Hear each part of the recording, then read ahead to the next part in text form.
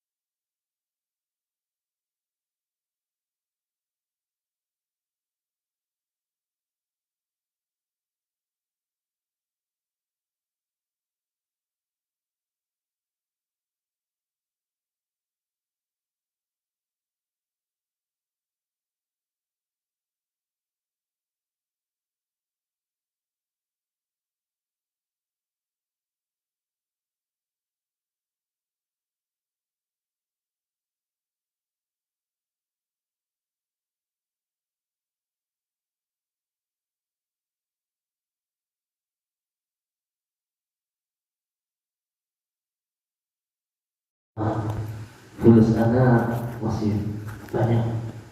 Ya kita kubrak mantul. 1 ingkung, 2 ingkung, 3 ingkung. tapi antum tidak punya sifat.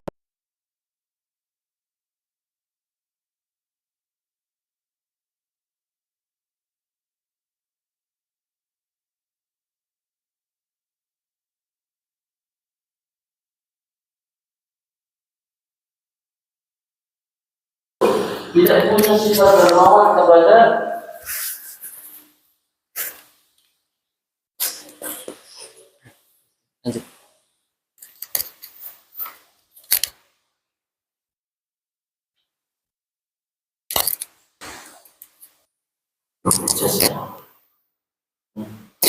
sudah dengan bayar.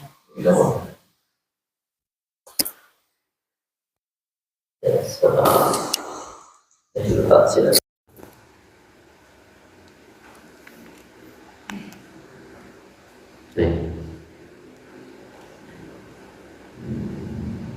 Ya. Kalau kita dermawan dengan sahabatnya, dengan orang lain, kepada orang tua kita lebih dermawan. Ya. Jika seseorang sudah berkecukupan dalam hal harta, hendaklah ia menafkahkannya. Yang pertama adalah kepada kedua orang tuanya. Kedua orang tua memiliki hak tersebut sebagaimana firman Allah Subhanahu wa taala dalam Quran surat Al-Baqarah ayat di atas. Walaupun antum sangat mencintai istri antum, anak-anak antum, tetap orang tua antum menjadi sebuah prioritas dalam kehidupan antum. Berbuat baik yang pertama adalah kepada ibu, kemudian bapak dan yang lainnya. Sebagaimana sabda Rasulullah Shallallahu Alaihi Wasallam berikut. Ya, ini adalah peringatan kepada kita sebagai seorang anak bahwa ibu mempunyai derajat yang tinggi. Begitu pula istri antum nanti, ketika antum berbuat baik kepada orang tua antum, istri antum dalam kondisi bermuka masam, setengah tidak ridha, maka bisa jadi nanti anaknya ketika dia menikah dengan seorang wanita, anak tersebut ingin berbuat baik kepada dirinya, nanti menentunya seorang wanita pun melakukan perbuatan yang sama. Dia bermuka masam, setengah tidak ridha dengan apa yang akan dilakukannya. Kenapa? Karena seorang wanita itu mempunyai kedudukan yang tinggi, seorang ibu mempunyai kedudukan yang tinggi. Maka Rasulullah SAW mengatakan, ummuka, thumma ummuka, thumma ummuka, thumma abaka, thumma al-aqrabu fal-aqrab. Hendaklah kamu berbuat baik kepada ibumu, kemudian ibumu, kemudian ibumu, kemudian bapakmu, kemudian kerabat yang dekat dan yang terdekat. Ma'asyiral muslimin wal muslimat, dimanapun anda berada, abna'i wa tulabi barakallahu fikum. Sebagian orang yang telah menikah tidak menafkahkan hartanya lagi kepada orang tuanya karena takut pada istrinya. Ini penting. Kalau orang tidak mengerti ilmu, saking cintanya dengan istrinya, dia belajarnya tidak pakai ilmu, dia kalah dengan istrinya.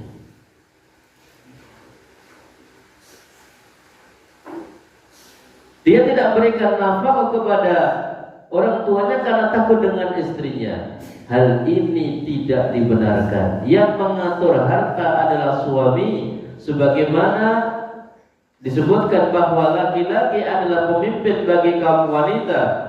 Harus dijelaskan kepada istri bahwa kewajiban yang utama bagi anak laki-laki adalah berbakti kepada ibunya, kepada orang tuanya setelah Allah dan Rasulnya.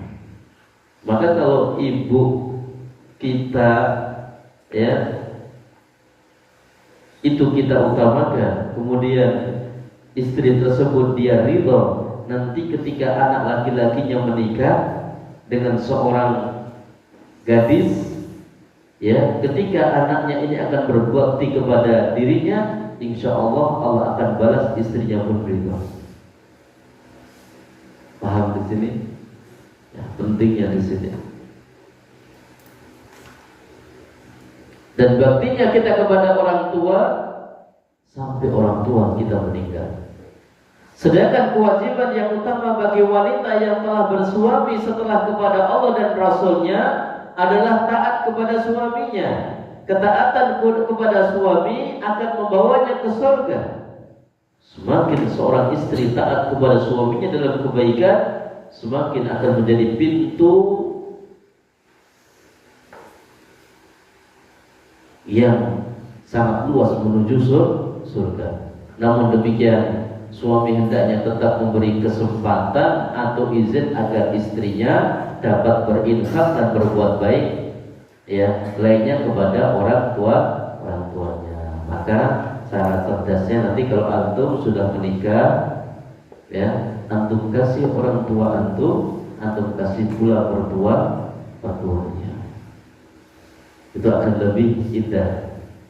Antum kasih orang tua antum kasih juga mertua antum. Dan istri antum ketika punya uang sendiri, silakan mau ngasih orang tuanya, silakan. Ya, antum jangan remehkan masalah ini. Ya, kadang-kadang uang 500.000 aja bisa jadi sebuah permasalahan. Ya, tapi antum belum nyambung kalau sekarang. Nanti kalau sudah nikah. Ya. Kemudian jangan pelit untuk menafkahi orang tua. Rasulullah SAW bersabda, "Ibda binafsika fatasaddaq 'alaiha fa in fadala syai'un fali ahlika fa in fadala an ahlika syai'un fali dhi qarabatik." Mulailah dari dirimu sendiri, engkau beri nafkah dirimu sendiri. Jika ada lebih maka untuk keluarga kamu. Yang paling utama adalah ya orang tuanya, yaitu ibu, kemudian bapaknya, kemudian istri dan juga anak-anaknya. Jika ada lebih maka untuk kerabat. Maka orang tua adalah orang yang paling berhak dinafkahi setelah dirinya sendiri dan keluarga. Syekh Muhammad bin Shalih Al-Utsaimin menjelaskan bahwa seorang anak wajib menafkahi orang tuanya jika memenuhi dua syarat. Saya ulangi. Syekh Muhammad bin Shalih Al-Utsaimin menjelaskan bahwa seseorang anak wajib menafkahi orang tuanya jika memenuhi dua syarat. Yang pertama, orang tua dalam keadaan miskin. Perhatikan, orang tua dalam keadaan miskin yang harus memikirkan adalah anaknya. Ya. Yang kedua, sang anak dalam keadaan mampu menafkahi. Jika dua kondisi ini tidak terpenuhi maka tidak wajib. Tapi kalau orang tuanya miskin, anaknya mampu, maka wajib anak untuk memberikan nafkah kepada orang tuanya. Yang kelima, ya,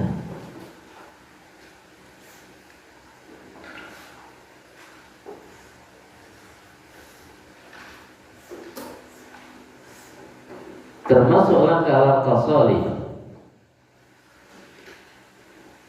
dalam menyulam cinta di hati orang tua, tidak memandang orang tua dengan pandangan yang tajam.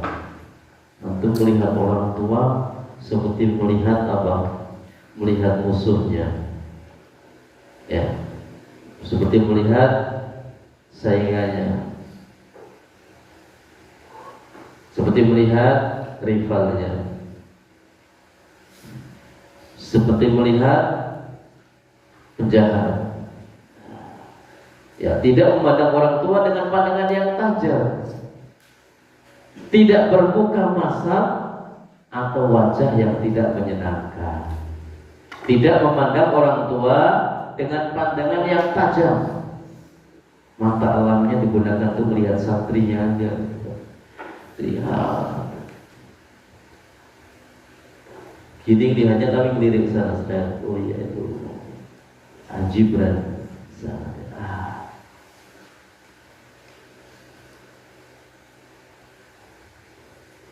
Tiga.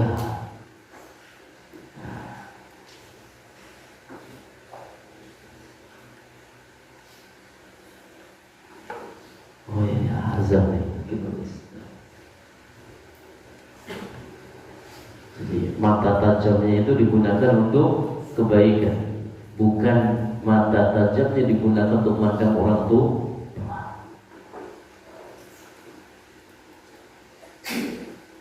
Jadi jangan memandang kedua orang tuanya dengan pandangan yang tajam, tidak berbuka masa atau wajah yang tidak menyenangkan.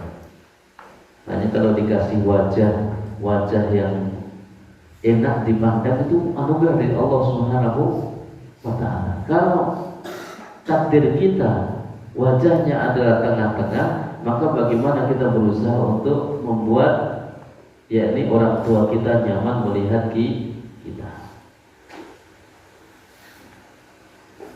Yang keenam, lebih mengutamakan orang tua daripada diri sendiri atau ithar dalam perkara duniawi. Perhatikan, lebih mengutamakan orang tua daripada diri sendiri atau ithar dalam perkara duniawi. Jadi mengutamakan orang tua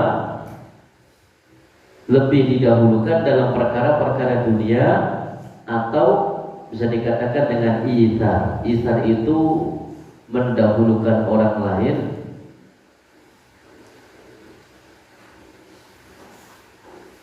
dalam perkara dunia.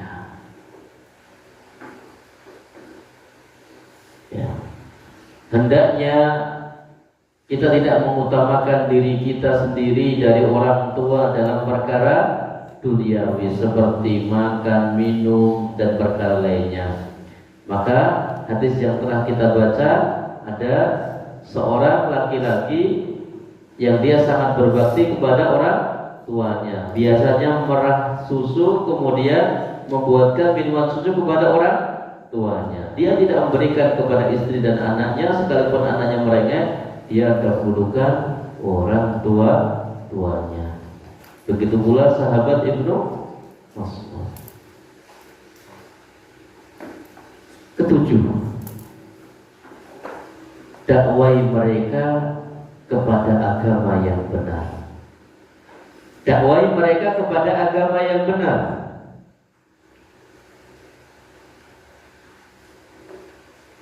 Allah Subhanahu wa Ta'ala mengatakan di dalam Al-Quran surat Maryam ayat yang ke-41 sampai 45.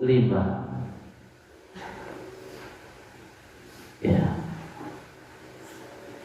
Yang artinya, ceritakanlah hai Muhammad kisah Ibrahim di dalam Alkitab Al-Quran ini. Sesungguhnya ia adalah seorang yang sangat membenarkan lagi seorang nabi. Ingatlah ketika ia berkata kepada bapaknya, wahai bapakku, mengapa kamu menyembah sesuatu yang tidak mendengar, tidak melihat, dan tidak dapat menolong kamu sedikit pun? Jadi Ibrahim ini mengatakan kepada orang tuanya, idh qala li abihi ya abati lima ta'budu ma la yasma'u wa la yubsiru wa la yughni 'anka syai'an. Ya. Mendakwai orang tua kepada jalan yang lurus, tapi dakwahnya adalah dengan cara yang baik. Wahai bapakku, sesungguhnya telah datang kepadamu sebagian ilmu pengetahuan yang tidak datang kepadamu. Maka ikutilah aku, niscaya aku akan menunjukkan kepadamu jalan yang lurus. Wahai bapakku, janganlah kamu menyembah syaitan. Sesungguhnya syaitan itu durhaka kepada Tuhan yang Maha Pemurah. Wahai bapakku, sesungguhnya aku khawatir bahwa engkau akan ditimpa azab dari Tuhan yang Maha Pemurah, maka hendaknya engkau menjadi maka kamu akan menjadi kawannya syaitan. Ya. Ma'asyiral muslimin wal muslimat, para ikhwah abna'i wa tulabi, barakallahu fikum. Ya, tapi kata-kata ini kalau antum sampaikan, ya, karena antum belum sampai makomnya seperti Nabi Ibrahim. Ya, antum ketika menyampaikan diperhalus lagi. Kalau nggak berani tulis surat. Kalau nggak berani beli buku, kasihkan hadiah kepada orang tua antum. Antum lihat posisi antum. Antum masih dibilang sama orang tua anak bau kencur.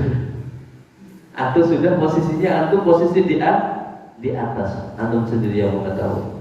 Kalau antum masih dipandang orang tua, anak baru kemarin masih bau kencur gitu kan, ya berarti antum adabnya harus lebih beradab lagi. Tapi kalau antum memang sudah diposisikan sama orang tua antum sebagai penasihat kehidupannya, ya antum insya Allah bisa menyampaikan dengan seperti ini.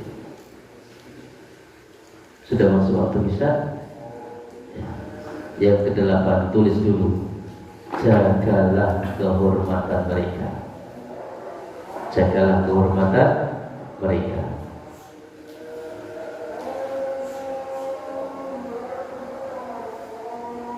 Sudah. Yang ke-9, berikan pelayanan-pelayanan kepada orang tua dan bantulah urusan-urusannya. Berikan pelayanan-pelayanan kepada orang tua dan bantulah urusannya. Ya, ada tuh. Tafadhol, syukur.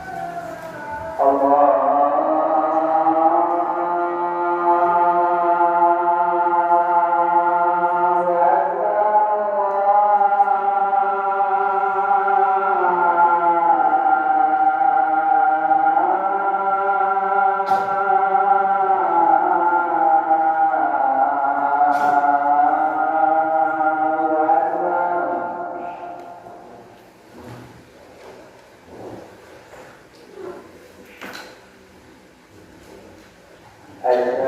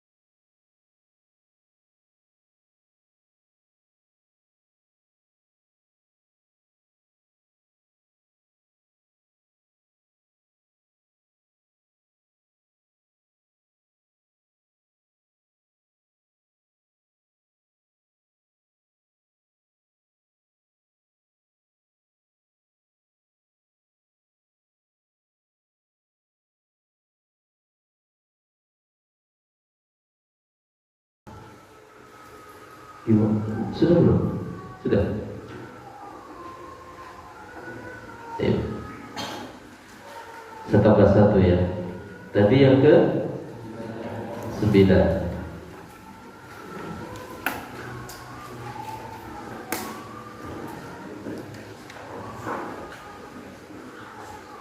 Baik. Kemudian poin yang ke-10, langkah-langkah saling menyulam cinta di hati orang tua. Jangan berdebat dengan mereka.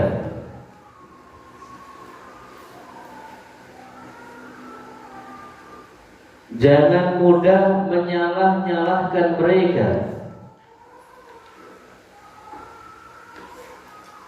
Jelaskan dengan penuh adab.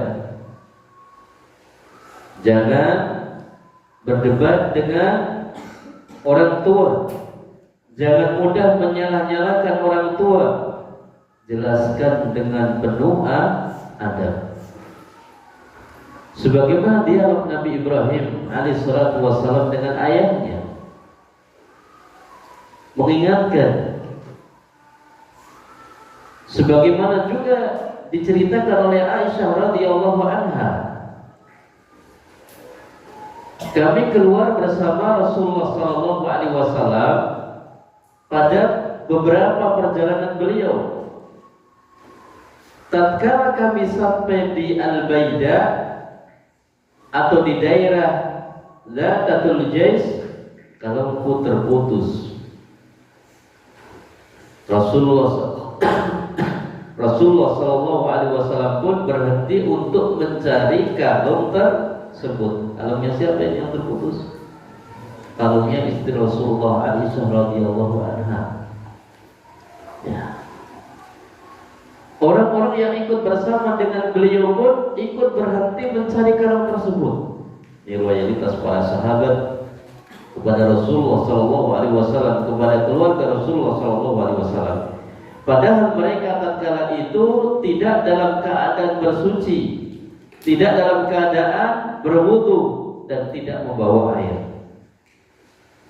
Sehingga orang-orang pun berdatangan menemui sahabat Abu Bakar As-Siddiq dan berkata, "Tidakkah engkau lihat apa yang telah dilakukan oleh Aisyah? Ia membuat Rasulullah SAW dan orang-orang berhenti, padahal mereka tidak dalam keadaan bersuci dan tidak membawa air." Akhirnya karena kalungnya terputus, Rasulullah ikut mencari, para sahabat berhenti ikut mencari pula dalam kondisi tidak wudu. Ya, akhirnya ada yang mendatangi sahabat Abu Bakar radhiyallahu anhu, ayah dari istri Rasulullah Aisyah. Maka sahabat Abu Bakar pun menemui Aisyah. Lalu ia mengatakan apa yang dikatakannya. Lalu ia memukul pinggangku, kata Aisyah dengan tangannya. Dipukul Aisyah sama sahabat Abu Bakar pinggangnya. Kenapa? Karena membuat jadi Rasulullah akhirnya apa? Berhenti. Kemudian mencari kalungnya dan juga para sahabat. Bantah Aisyah radhiyallahu anha. Tidak ada yang mencegahku untuk menghindar kecuali karena Rasulullah SAW sedang tidur di atas pahaku. Rasulullah mungkin capek tidur di pahanya Aisyah radhiyallahu anha. Ya. Rasulullah SAW terus tertidur hingga subuh dalam keadaan tidak bersuci. Lalu Allah menurunkan ayat tentang tayamum. Karena tidak ada air, ya para sahabat juga dalam kondisi tidak suci, tidak dalam kondisi wudu, sementara harus sholat subuh. Maka turun ayat terkait dengan ayat tayamum. Usaid bin Al-Khudair mengatakan, ini bukanlah awal keberkahan kalian wahai keluarga Abu Bakar. Lalu kami pun menyiapkan unta yang sedang aku tumpangi. Ternyata kalung itu berada di bawahnya, terputus ada di bawahnya. Dicari-cari kemana-mana tidak ketemu. Tapi faedah yang bisa kita ambil ketika sahabat Abu Bakar memukul putrinya Aisyah radhiyallahu anha, yang membuat Rasulullah berhenti, yang membuat Rasulullah tersita waktunya, membuat Rasulullah SAW mencari dengan para sahabatnya. Ketika dipukul, Nabi pukul mendidik ya, bukan pukul ini. Ya. Tapi tidak membantah Aisyah radhiyallahu anha. Ini menjadikan pelajaran antum pun kadangkala ada saat-saat antum dalam kondisi diam, berpindah tempat, merenung tentang kesalahan antum. Jangan banyak menyalah-nyalahkan orang tua. Insya Allah orang tua akan cinta, akan senang dengan sikap antum yang seperti itu. Paham insya Allah? Barakallahu fikum. Insya Allah 9 poin lagi besok insya Allah kita akan selesaikan. Mudah-mudahan bermanfaat dan berkah untuk kita semua. Ada benarnya semata-mata bimbingan dari Allah Subhanahu wa taala. Kekurangannya adalah kekurangan kami pribadi. Semoga Allah Subhanahu wa taala menambah yakni kebaikan-kebaikan pada kita semua, ilmu yang barokah pada kita semua, keimanan yang kokoh dan juga amal-amal saleh pada kita semua. Dan Allah jadikan kita sebagai anak-anak yang berbakti kepada orang tua. Amin ya rabbal alamin. Subhanakallahumma wa bihamdik, la ilaha illa anta, astaghfiruka wa atubu ilaik. Wassalamu alaikum warahmatullahi wabarakatuh. Waalaikumsalam warahmatullahi wabarakatuh. Qulu jama'atan. Jazakallahu khairan ya Ustaz. Amin wa iyyakum wa fikum, barakallahu fi juhudikum.